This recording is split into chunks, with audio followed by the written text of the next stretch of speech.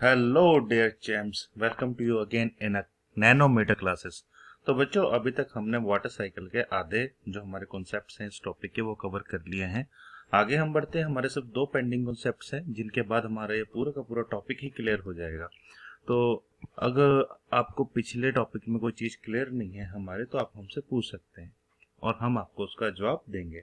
तो अब हम आगे पढ़ने वाले हैं बच्चों इनफिल्ट्रेशन। इनफिल्ट्रेशन से तो आपको समझ आता ही होगा कि होता क्या है। देखो, फिल्ट्रेशन का मतलब होता है कि छन के चीजों का नीचे आना। अब इनफिल्ट्रेशन का हमारे वाटर साइकिल में क्या रोल है?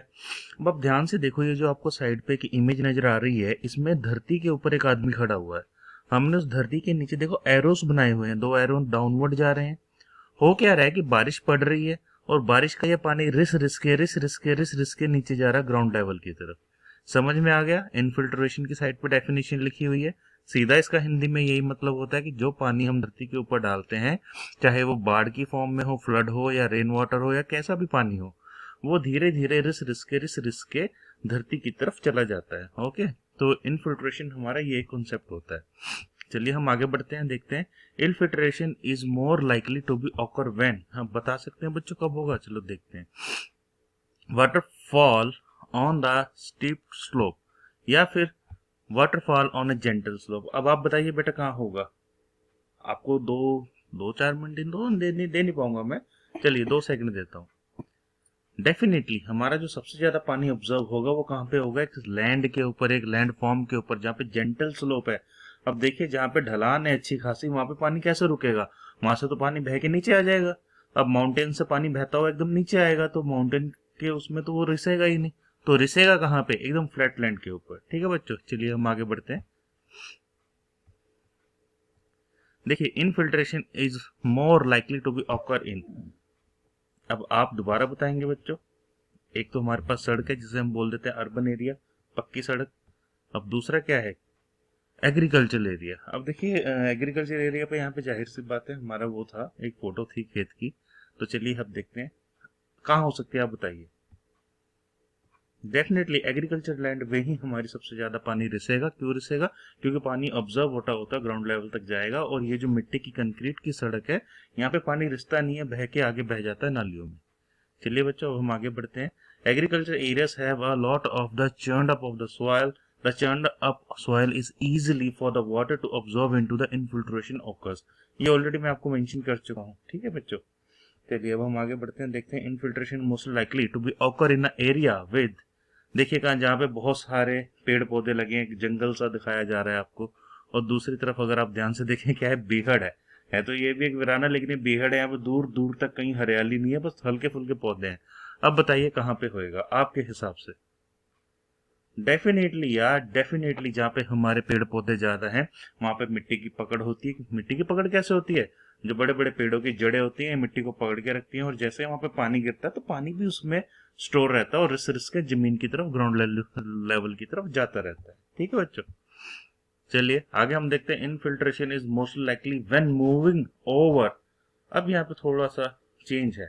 देखो, लेस पोरस ग्राउंड सैंड, यानी कि लेस पोरस क्या होता है? वो सैंड जहाँ पे पोरोसिटी यानी कि पानी की रिसने की क्षमता बहुत ज्यादा कम होती है, वहां पे पानी बहता हुआ चला जाता है। अब जाहिर सी बात है कि जहाँ पे छेद ज्यादा बड़े होंगे धरती में, वहीं तो पानी घुसेगा, वहीं तो पानी जल्दी से रिसेगा। लेकिन जहाँ पे छेद ही बहुत कम है, तो वहां पे पानी नहीं रिसेगा, बहता ही चला जाएगा। ठीक है, मोर पोरस ग्राउंड। अब देखो, मैं आपको छोटी सी बात बताता हूँ। आप क्या कहते हैं कि मिट्टी है, मिट्टी नहीं, सैंड है, रेत, और दूसरी तरफ हमारी बजरी है।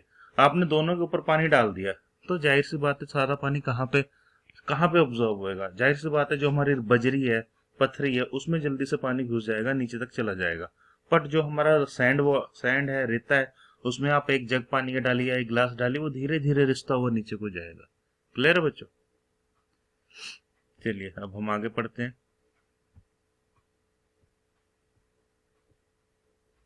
Infiltration is most likely to be occur when a ground is saturated. अब सैचुरेटेड का भी बेटा यही मतलब हो गया। यानी सैचुरेटेड सॉइल क्या होती है? All the pore space is filled with the water, जहाँ पे कि सारे के सारे जो छेद हैं वो पानी से भर चुके हैं। Very little oxygen is available, वहाँ पे बहुत ही ज़्यादा कम अमाउंट में ऑक्सीजन होती है। क्यों? For the growth of micro organism. देखो माइक्रो ऑर्गेनिज्म भी तभी ग्रो करेंगे अगर उन्हें एक अच्छा मॉइस्ट क्लाइमेट मिलेगा, ठीक है।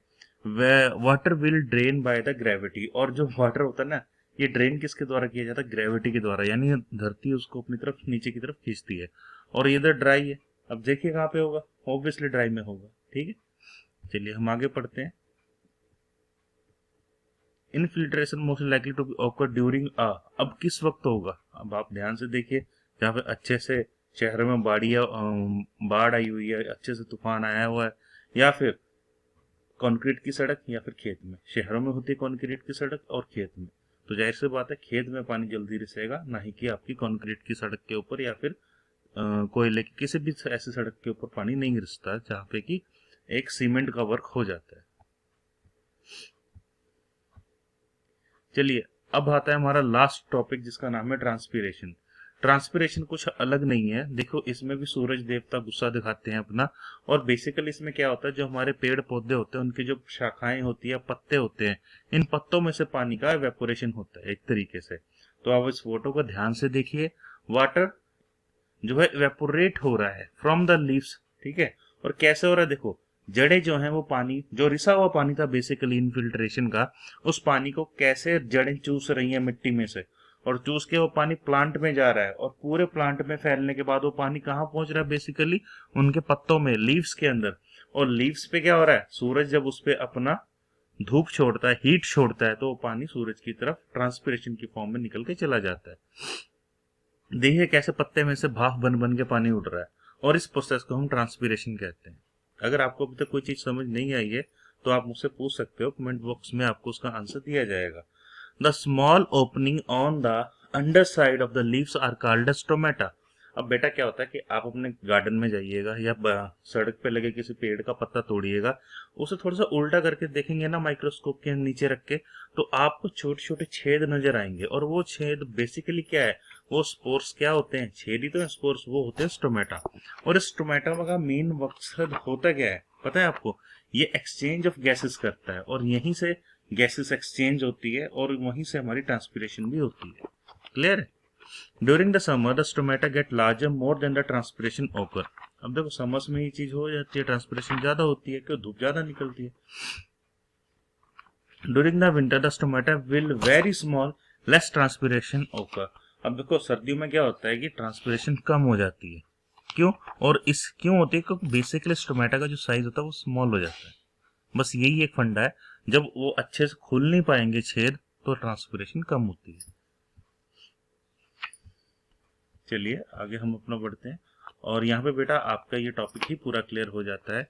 अगर आपको कोई बात अभी तक समझ में ना आई हो, या कोई भी चीज आपकी भी माइंड में पेंडिंग हो इस टॉपिक को लेके, तो आप हमसे पूछ सकते हैं। बेसिकली क्या चीज होता है, जो पानी हमारा ग्लेशियर से बहकर, ग्लेशियर क्या, बड़े बड़े पहाड़ होते हैं बर्फ के, जब भी सूरज निकलता है तो वो भी पिघलते हैं, और वो ग्लेशियर पिघलने के बाद हमारी बड़ी बड़ी वाटर बॉडीज में जाते हैं, ओशन में जाते हैं, सी में जाते हैं, और वहां से वो पानी क्या होता है कि वापस भाप की फॉर्म में अर्थ से स्काई की तरफ जाता है, जहाँ पे वो क्लाउड्स में जाके कंडेंसेशन के प्रोसेस से वहां पे जो गैस होती है वाटर में कन्वर्ट हो जाती है, एंड देन अगेन वो धरती के ऊपर बरसती है। तो यही है आपका एक प्रोसेस वाटर साइकिल का। उम्मीद रखता हूँ कि आपको अभी तक का ये पूरा टॉपिक अच्छे से समझ आया होगा। अगर किसी बच्चे को कोई बात नहीं समझ आई है और वो उस बात को अच्छे से क्लियर करना चाहता है, तो काइंडली वो अपना क्वेश्चन को कमेंट बॉक्स में डाले, आपका आंसर परफेक्टली दिया जाएगा। और आपसे मैं उम्मीद करता हूँ कि आप मेरे चैनल को लाइक, सब्सक्राइब एंड शेयर जरूर करेंगे, और वीडियो को लाइक करके आप सो जाइए। Good night, very well, thank you.